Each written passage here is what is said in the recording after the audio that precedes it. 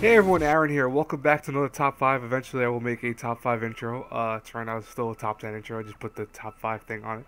But anyways, so with this, we now reach the end of the winter 2017 season, and the spring 2017 season is upon us. Now, that being said, I would like to look back and say what was so good about the winter 2017 season. Was there good stuff at all? And you know what? For the most part, while it was a mixed bag of a season, there were some really good shows, and I really don't think it's worthy of a top 10 listing, because I don't think really that I saw 10 worthy titles to be on a list, but I definitely did see 5 that I feel were really worthy of being on a top 5 list. So without further ado, I hope you guys enjoy this. As always, if you do, please show some love to the video, hit a like button, comment on the video, etc., share the video. So without further ado, let's go on to this list. So at number 5, we are looking at Konosuba Season 2.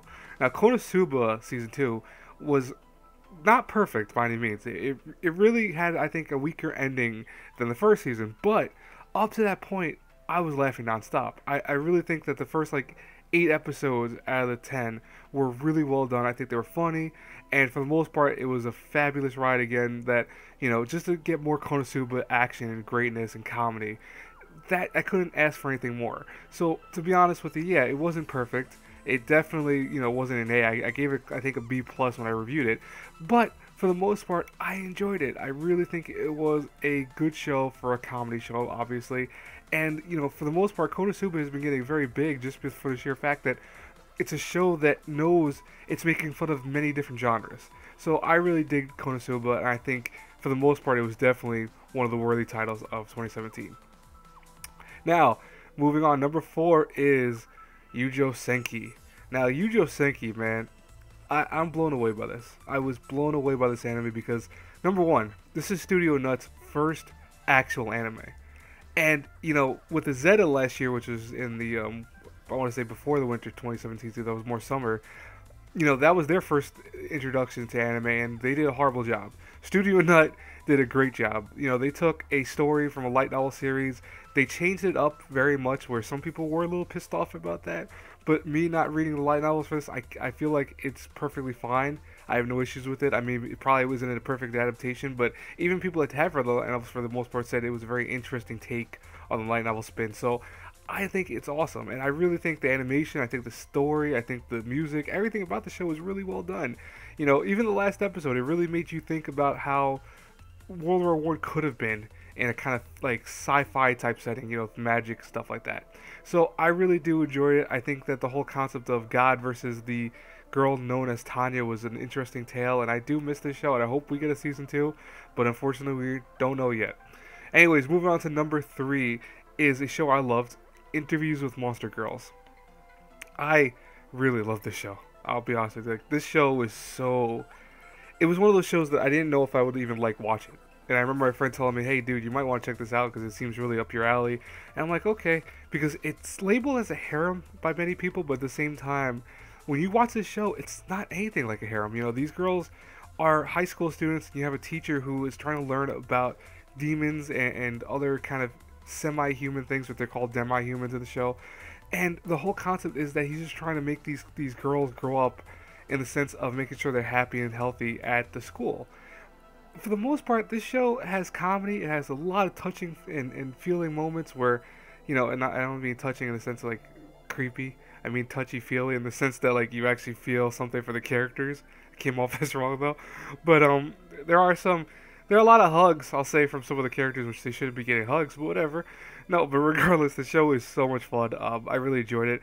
There was a few episodes that actually really almost made me cry, because, I mean, honestly, they were doing a really well job, or a really good job, I should say, at making you care about these characters and making you feel like what it would be out to be an outcast in school because you're different from everyone else. So I think Interviews with Monster Girls definitely deserves top 3 spot. Now, number 2 was definitely something I think a lot of people liked.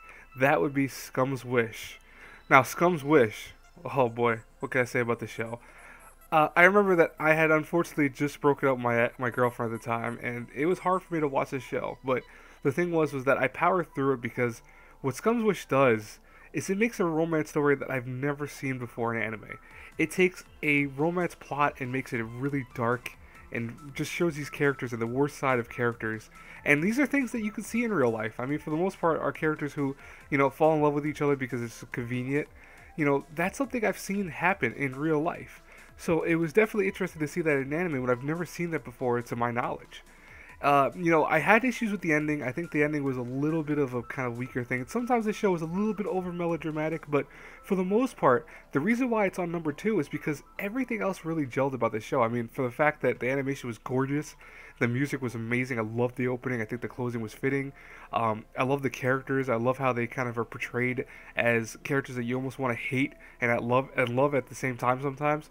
I think they did such a phenomenal job with this show that it was honestly one of the better things of 2017, winter season. Now, at number 1, like I said before, this show technically started in the summer of 2017, or 2016, excuse me. But I don't want to call it that because it's March Comes Like a Lion, and I think that this was still, to me, when this show ended in the spring, in the winter of 2017. I think this was the best show to me. I really love this show. I think the emotions, I think the storytelling, the characters, the kind of thought-provoking concepts, and the way they do everything in the show is just so well drawn out. It's so well animated.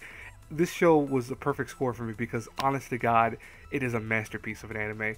And I really think that even though, it started in the summer, it still finished in the winter. And I think that for me, is what makes it matter the most.